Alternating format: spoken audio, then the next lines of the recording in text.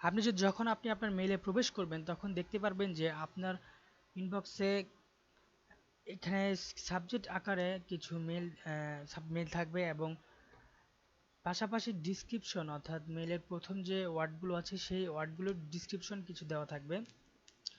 এখানে দেখবেন যে মেইলের যে টাইটেলটা সেই টাইটেলটা এখানে আছে অর্থাৎ সাবজেক্ট, এবং কে আপনাকে মেইলটি পাঠিয়েছে তার নামও এখানে দেওয়া থাকবে। তো যেমন দেখুন এখানে আমাকে একজন মেইল পাঠিয়েছে যেমন ঢাকা ফ্রিল্যান্স থেকে। তো এখন যদি আমি তার মেইলটি দেখতে চাই, দেখুন এখানে শো ডিটেলস নামে একটি অপশন আছে। আমি যদি এখানে ক্লিক করি তাহলে দেখতে পাবো যে তিনি আমাকে কে কাকে মেইলটি পাঠিয়েছে। যেমন আহ, ঢাকা ফ্রিল্যান্স আমাকে মেইলটি পাঠিয়েছে।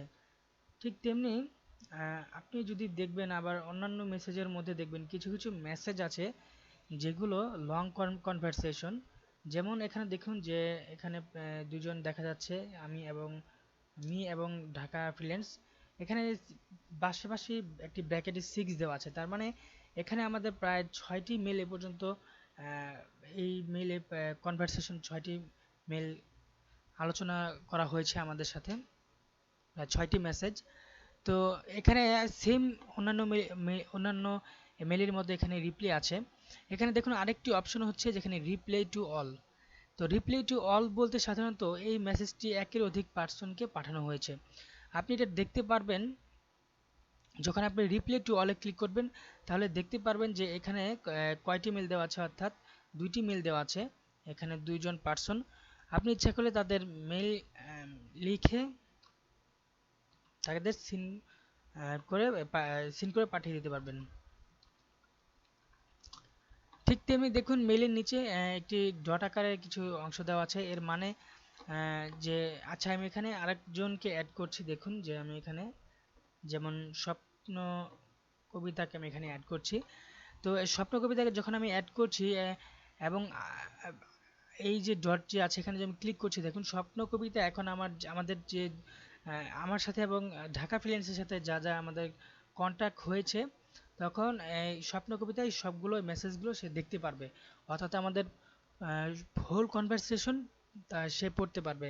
যেমন আমরা দেখা যায় অনেক সময় ফেসবুকে এরকম কনভারসেশন করে থাকি গ্রুপ চ্যাটিংয়ের মাধ্যমে একের অধিক পার্সন। ঠিক তেমনি মেসেজিংয়ে দেখতে প্রায় এরকমই জিনিসটা।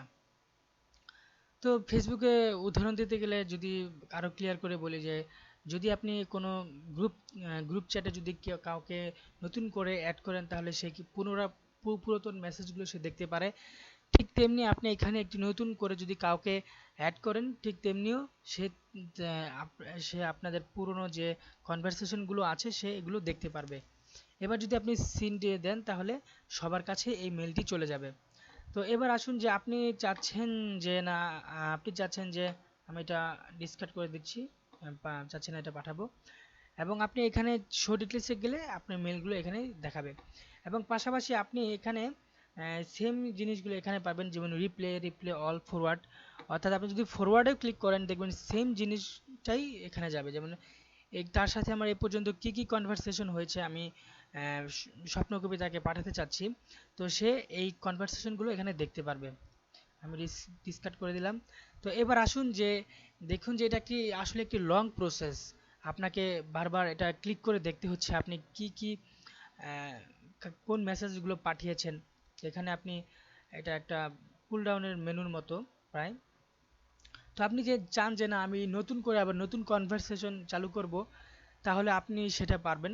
তো সেজন্য আপনাকে যা করতে হবে, আপনি যদি রিপ্লে অথবা রিপ্লে টু অল যাই দেন, মনে করেন আমি রিপ্লে টু অল দিচ্ছি এবং এখানে দেখবেন যে আহ, ঠিক এই আইকনে এডিট সাবজেক্ট নামে একটি অপশন পাবেন। এই সাবমেনুতে ক্লিক করবেন, ক্লিক করে আপনি জাস্ট এখানে আপনি সাবজেক্টটি চেঞ্জ করে দিবেন। যেমন আমি সাবজেক্টটি চেঞ্জ করছি যে M1 থেকে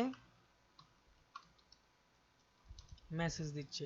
তো আমার সাবজেক্টটি চেঞ্জ করার পর যখন আমি সিন্ডি ক্লিক করছি তখন সেটা একটি নতুন একটি কনভারসেশন হিসেবে অ্যাড হয়েছে। দেখুন যে এখানে এটি নতুন একটি কনভারসেশন হিসেবে অ্যাড হয়েছে এবং মেলটি কার কার কাছে গিয়েছে এবং সেটা এখানে দেখাচ্ছে যে from Sijan Ahmed to Dhaka freelance.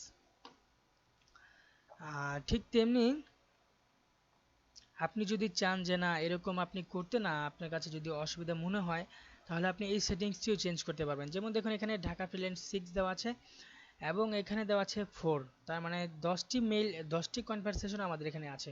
তো আপনি যদি কনভারসেশন এরকম অফ করতে চান, তাহলে আপনি সেই সেটিংটা এখানে পাবেন। তা আপনাকে যেতে হবে প্রথমে সেটিংয়ে, এরপরে আপনাকে যেতে হবে এখানে দেখবেন যে কনভারসেশন অন অফ দেওয়া আছে। যদি আপনি কনভারসেশন অফ করেন, তাহলে যদি আপনি সেভ চেঞ্জে ক্লিক করেন, তাহলে দেখবেন যে এই মেসেজগুলো এখন প্রায় প্রত্যেকটি মেসেজ নতুন করে এভাবে আলাদা আলাদাভাবে দেওয়া আছে। এখানে প্রায় 10টি মেইল সেমভাবে এখানে দেওয়া আছে।